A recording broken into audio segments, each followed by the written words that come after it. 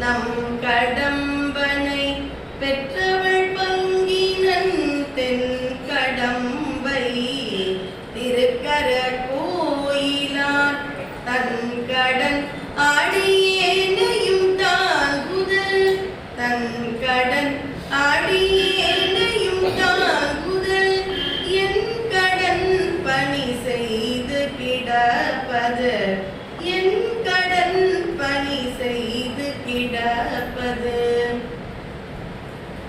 கருணைமிகு கற்பகாம்பாள் உடனாய கபாலீஸ்வரரை வணங்கி நம்முடைய கருணை தெய்வமாக விளங்கி வரும் பாரிமுனை கந்தக்கோட்டம் இறைவன் கந்தசுவாமியை வணங்கி இந்த பொன்னான வாய்ப்பை தொடர்ந்து நல்கி வரும் சைவ சமய பக்த ஜனசபையின் தலைவர், செயலாளர், பொருளாளர், நிர்வாகத்தினர், சிவசக்தி சொந்தங்கள் என உங்கள் அனைவருக்கும் எனது நன்றியையும் பணிவான வணக்கத்தையும் தெரிவித்துக் கொண்டு அடியே இன்றைய உரையை என்னுடைய குருநாதர் பருத்தியூர் திரு சந்தானராமன் அவர்களை தொழுது ஆரம்பிக்கின்றேன்.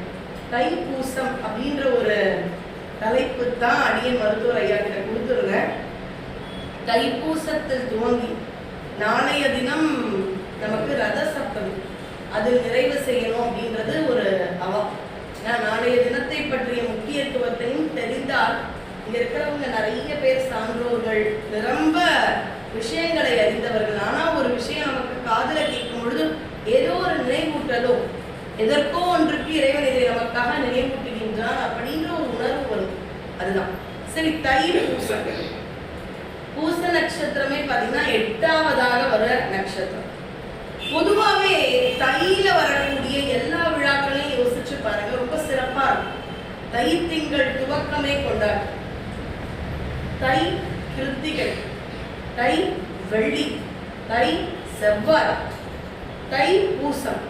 ஏன் அப்படின்னு பாத்தீங்கன்னா, நம்முடைய ஒரு வருடம் தேவர்களுக்கு ஒரு நாள் அப்படின்ற மாதிரி இதுக்கு முன்னாடியே பார்த்தோம். மார்கழி மாதம் தேவர்களுடைய பிரம்ம முகூர்த்த வேலை அப்படின்னா 4லிருந்து 6. அப்ப இந்த தை மாதம் அவர்களுக்கு எந்த தினமாக எந்த நேரமாக மாறுகிறது என்றால் அதிகாலை வேளை. காலையில ஒரு 6லிருந்து 8 நமக்கானது. நம்முடைய இந்த ஒவ்வொரு நாளின் மாதங்களின் நேரமும் தேவர்களின் ஒரு ஆண்டு கணக்கும் வேற மாதிரி. அப்ப தை மாசி எல்லாமே, அதுவும் தை குறிப்பா காலையில 6லிருந்து 7 தேவர்களுக்கு. அந்த 6லிருந்து 7 ஏன் அவ்வளவு முக்கியத்துவம்னா, அதுதான் சூரியன் உதயமாகும் நேரம்.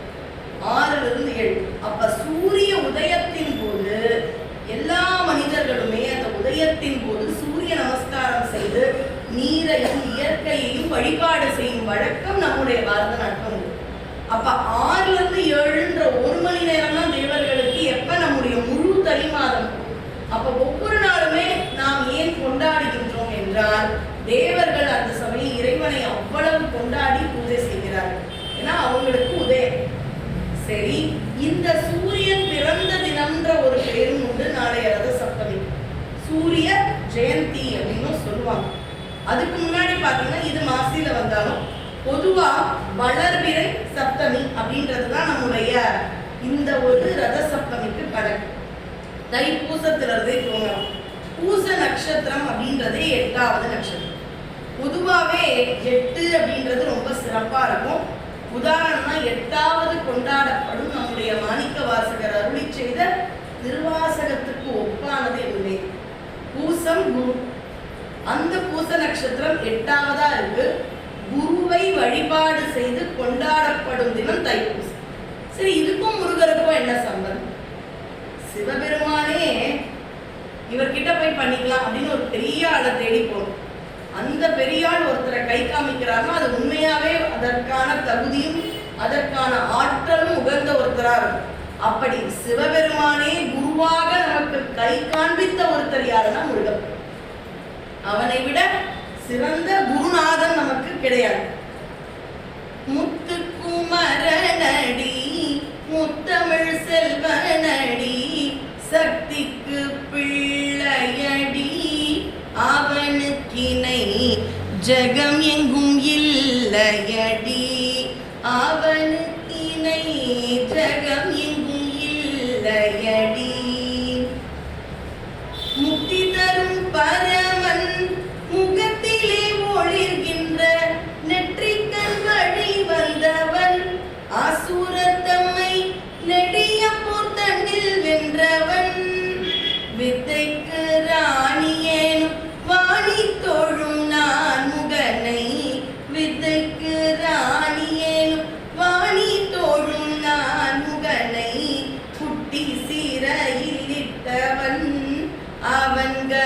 கருவம் புதைந்தோட வழி விட்டவன்.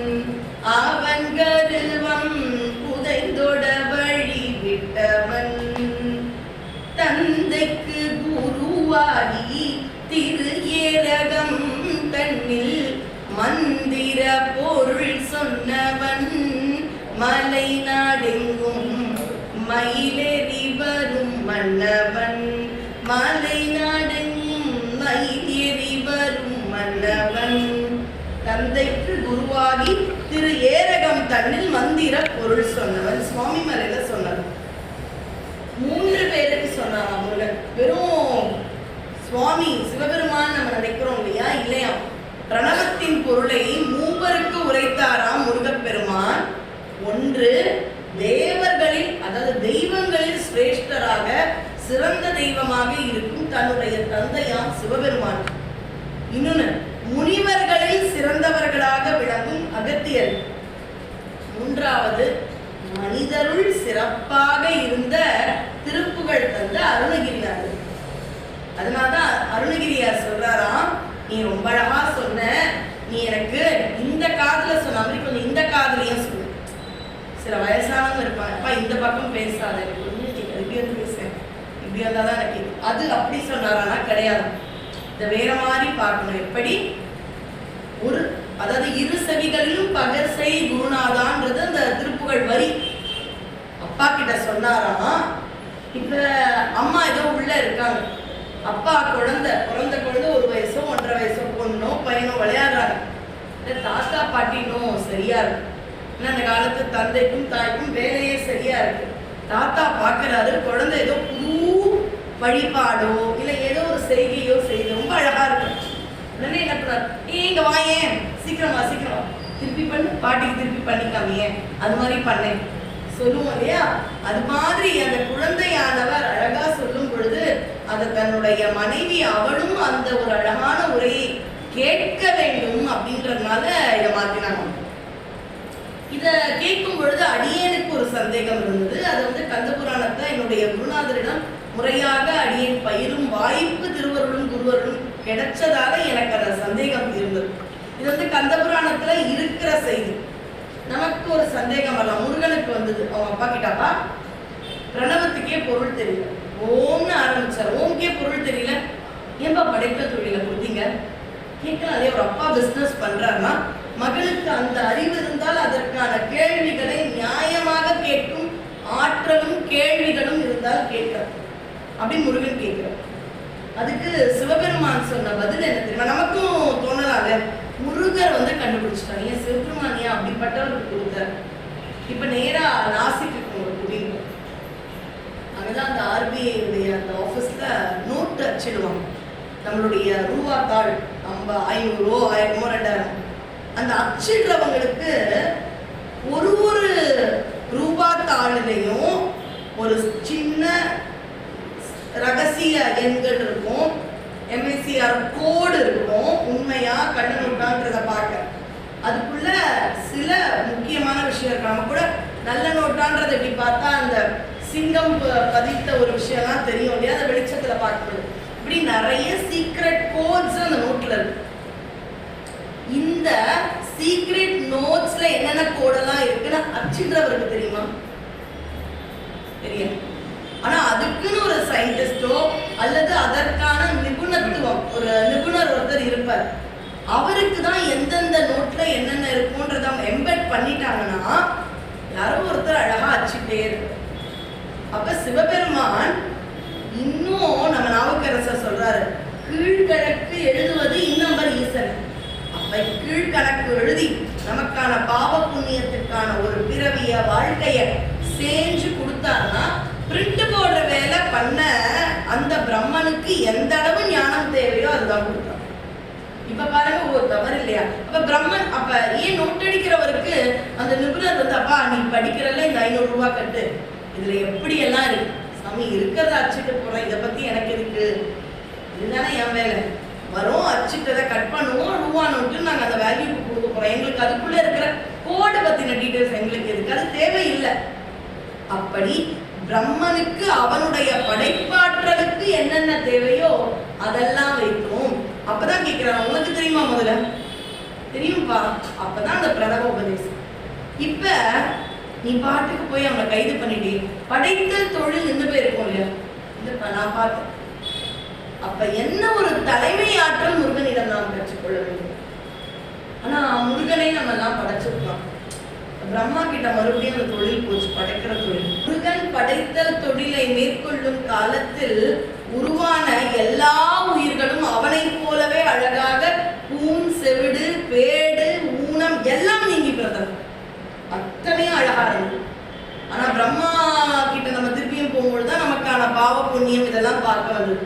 அப்படி சிறந்த குருநாதனாக இருக்கும் முருகப்பெருமான் அருள் பாலிக்கும் இடம் எது என்றால் பழனி, திருச்செந்தூர். இன்னைக்கும் பாத்தீங்கன்னா குரு தோஷம் இருப்பவர்கள், குருவின் அனுகிரகம் வேண்டும் என்றால் செல்ல வேண்டிய தலம் திருச்செந்தூர் அப்படின்றாங்க. ஏன் திருச்செந்தூர்? இதுக்கும் விடை கந்த புராணத்துல இருக்கு. என்னவா? அங்கேதான் வியாழன் குரு, தேவ குரு. எங்க தேவர்களை எல்லாம் முருகா நீதான் காத்தருள வேண்டும். உடனே குழந்தை தெரியாத மாதிரி கேட்கிறாராம். சரி, நீங்கெல்லாம் எப்பவுமே எங்க அப்பாவையே வணங்குறீங்க, அப்புறம் எதுக்கு உங்களை சூரபத்மன் இப்படி பண்ணிட்டான்? நம்ம கேட்போம்ல, தேவர்கள் எப்பொழுதும் யாகம் செய்வார்கள், சிவ பூஜை செய்வார்கள். அவங்களுக்கே இந்த நிலைமை, நம்ம நிலைமை என்ன அப்படின்னு நம்ம பேசிடுவோம். அதனால எதுவுமே தெரியாத மாதிரி முருகன் கேட்க ஒரு பிளாஷ்பேக்க சொன்ன இடம் திருச்செந்தூர். என்ன பிளாஷ்பேக்? சிவபெருமானை அடையாது. ஏன்னா இது இன்னைக்கு இருக்கக்கூடிய தலைப்புக்கு ரொம்ப தேவையில்லைன்றதால ஒரு வரியில நான் சொல்லிட்டு போறேன். இன்று அதாவது தட்சன் ஒரு யாகம் நடத்தினார். சிவபெருமானை அழையாது நடத்திய யாகத்திற்கு சிவன் போகலன்னா என்ன பண்ணிருக்கணும்?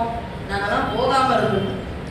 நம்ம யாரையாவது ஒருத்தரை பின்பற்றி இருப்போம். ஆனா அவரை விட கூடுதலாக பலன் தரும் விஷயத்தை வேற யாராவது தரோம்னா அவரையே மதியாம நம்மை அழைத்தா சின்ன லாபம், சிற்றின்பத்திற்காக போவோம் இல்லையா? அப்படி இறைவனை அழையாமல் செய்யப்பட்ட யாகத்திற்கு நாங்கள் போகாமல் இருக்கணும். அதுதானே உகந்தது. ஆனா நாங்கெல்லாம் எங்களுக்கான அவிர்வாகத்திற்காக சென்று விட்டோம். அந்த அவிர்வாகம் எங்களுக்கு தேவை. அது என்னங்க அவிர்வாகம்? அவர்களுக்கு கொடுக்கப்பட்ட சம்பாவனை ஷர். இதை நான் சொல்லும் பொழுது கும்பாபிஷேகத்தை சொல்லணும்னு ரொம்ப ஆசை. வானத்தில் எங்கும் பரவி இருக்கும் இறைவனை என்னுடைய சுயநலத்திற்காக, நம்முடைய வேண்டுதலுக்காக, பக்திக்காக எங்கும் நிறைந்த பரம்பொருளை அப்படியே ஒரு சின்ன அறைக்குள் எழச் செய்வதற்கு பேர் கும்பாபிஷேகம். இன்னும் புரியுற மாதிரி சொல்லணும்னா இங்க நான் விஸ்தாரமா உட்காரம், பெரிய சோஃபா மாதிரி இருக்கு. இந்த சேர் ரொம்ப நல்லா இருக்கு. ஆனா எனக்கு இன்னைக்கு நான் 2 சக்கர வாகனம் எடுத்து வரலன்னு வச்சுக்கோங்க. நீங்க யாரும் ஆட்டோல 3 பேர் போறீங்க. நீங்க சொல்றீங்க வந்தீங்கன்னா அட்ஜஸ்ட் பண்ணிட்டு போயிடலாமா? சரி வரேன். மடியில உட்கார்ந்து இப்படி உட்கார்ந்து போறோம்னா இப்படி உட்கார்ந்து இப்படி உட்கார வச்சு கூட்டின்னு போறீங்களே அப்படின்ற ஒரு உணர்வு இருக்கும். அப்ப எனக்கு கொஞ்சமாவது அது அசௌகரியமாகும். ஆனா அந்த அசௌகரியத்தை உங்களுக்காக ரொம்ப இன்முகத்தோட ஏத்துட்டு நான் உங்களுக்காக வரேன்னு சொன்னா முடியுமானா முடியும். எவ்வளவு நேரம்? கொஞ்ச நேரம் முடியும். ஆனா நமக்காக எங்கும் நீக்கமற இருந்த இறைவன் வானத்தில் இருக்கு. பொதுவா பாருங்க, வானத்துல எல்லா இடத்துலயும் இருக்காரு, பஞ்சபூதங்களிலும் இருக்கார். ஆனா நமக்குள்ள இருக்கிற ஒரு மனப்பக்குவமோ அல்லது ஒரு பழக்கமோ என்ன, எல்லாம் சரியாயிடுமா? நம்புறேன்.